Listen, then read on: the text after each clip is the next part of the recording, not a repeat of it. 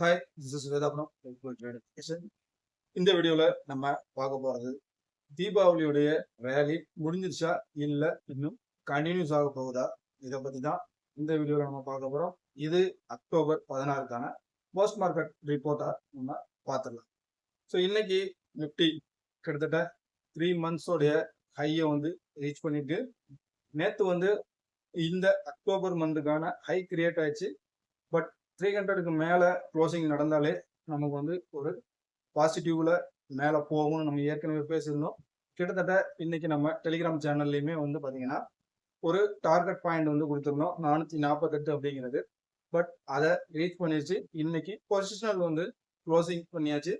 இனிமே நம்ம ஒரு ஃப்ரெஷ் பொசிஷனுக்குள்ள போகணும் அப்படின்னா கொஞ்சம் வெயிட் பண்ணலாம்.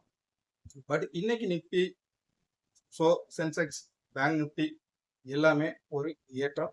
கிட்டத்தட்ட இன்னைக்கு மார்க்கெட்டுக்கு நல்ல ஒரு சப்போர்ட் கொடுத்த செக்டார் இண்டிகேட்டர்ஸ் வந்து நம்ம பார்க்கும்போது ஆட்டோ செக்டார் நல்ல ஒரு பெர்ஃபார்மன்ஸ். அதே மாதிரி எஃப்எம்சிஜி இன்னைக்கு 2% வந்து ஏறி இருக்கு. இது நிஃப்டிக்கு ஒரு பூஸ்டிங் அப்படின்னு தான் நம்ம சொல்லணும்.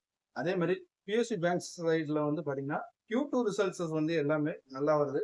ஸோ பேங்க் ஆஃப் மகாராஷ்டிராவுடைய ரிசல்ட் நேற்று கொடுத்துருந்தாங்க, அதுவும் நல்லா இருந்துச்சு. ஸோ ஐஓபியோடைய ரிசல்ட்டு பட் கண்டினியூஸாக பிஎஸ்சி பேங்க்ஸோடைய ரிசல்ட்ஸுமே வந்து நல்லா வந்துகிட்டு இருக்கு.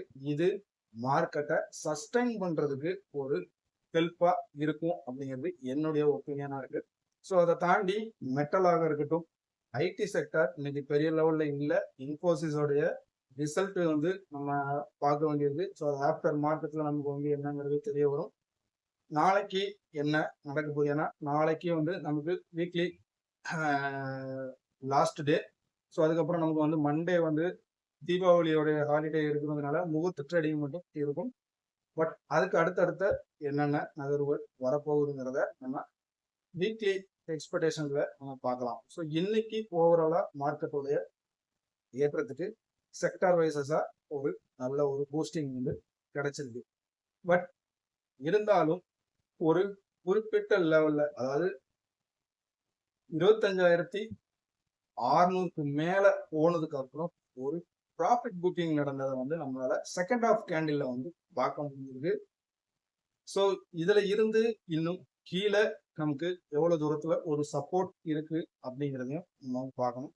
பட் இன்னைக்கு இந்த ஏற்றத்துக்கு குளோபல் லெவல்ல நம்ம எடுத்துக்கிட்டோம்னா ஏசியன் மார்க்கெட்டோடைய ஒரு பாசிட்டிவ் சென்டிமெண்ட் வந்து ஒரு காரணம். அதே மாதிரி யூஎஸ் மார்க்கெட்டுடைய ஒரு பாசிட்டிவ் சென்டிமெண்ட்டும் ஒரு காரணம். அது ஏற்கனவே வந்து நம்ம நிறைய வீடியோஸ்ல வந்து பேசிட்டோம். பெட் மினிட்ஸ்ல வந்து அவங்க வந்து ஏற்கனவே சொல்லியிருந்த ஒரு விஷயம் தான்.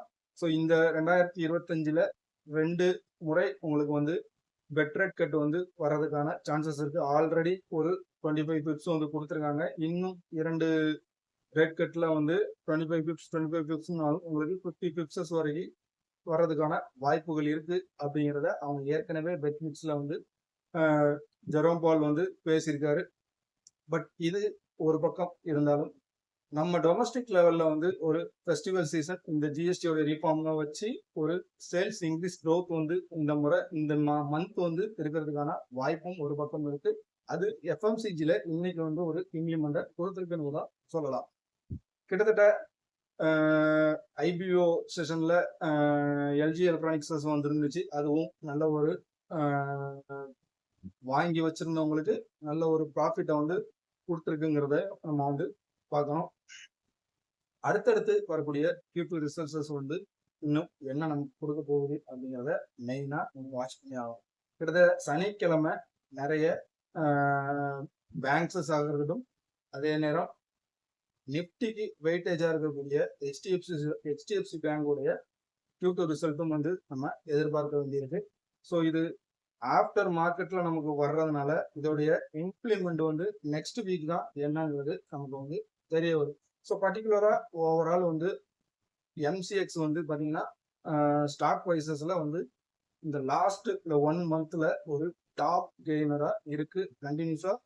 அதையும் நம்ம வந்து ஒரு ஆப்ஷன் பையரா இருக்கிறவங்க ஒரு வாட்ச் லிஸ்ட்ல போட்டு வச்சுக்கலாம். ஸோ ஒரு ரிவர்சல் அதுல வரும் பட்சத்துல வந்து ஒரு புட்டுக்கு நம்ம வந்து அதுல ஒரு வாய்ப்பை எதிர்பார்க்கலாம். ஏன்னா 1 மந்த் நல்ல ஏறி இருக்குது.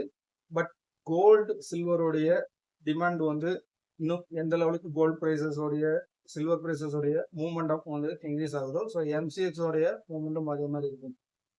கமாடிட்டியில ஆப்ஷன்ஸ் வந்து பார்க்குறவங்க க்ரூட் ஆயில் நல்ல ஒரு பாட்டம் வந்துருக்கு. பட் இங்க இருந்து ஒரு ரிவர்சல் பிரேக் அவுட் நடந்துச்சுன்னா நம்ம அதுலேயே ஒரு வாய்ப்பு நம்ம எதிர்பார்க்கலாம். ஸோ நேச்சுரல் கேஸை பொறுத்த வரைக்கும் பார்த்தீங்கன்னா நேச்சுரல் கேஸ் இன்னும் கொஞ்சம் இறக்கம் வரணும். பட் ஒரு பாட்டம் தொட்டுச்சுன்னா நேச்சுரல் கேஸ்ல வந்து நம்ம பார்க்கலாம். பட் மந்த்லி எக்ஸ்பைரி வந்து நேச்சுரல் கேஸ்ல வந்து அதுக்கான டைம் கொடுக்குமாங்கிறது தெரியல. பட் க்ரூட் ஆயில் ஒரு பெனிஃபிட்டா இருக்கும். அதை நம்ம வாட்ச் பண்றது பெஸ்டா நமக்கு வந்து இருக்கும்.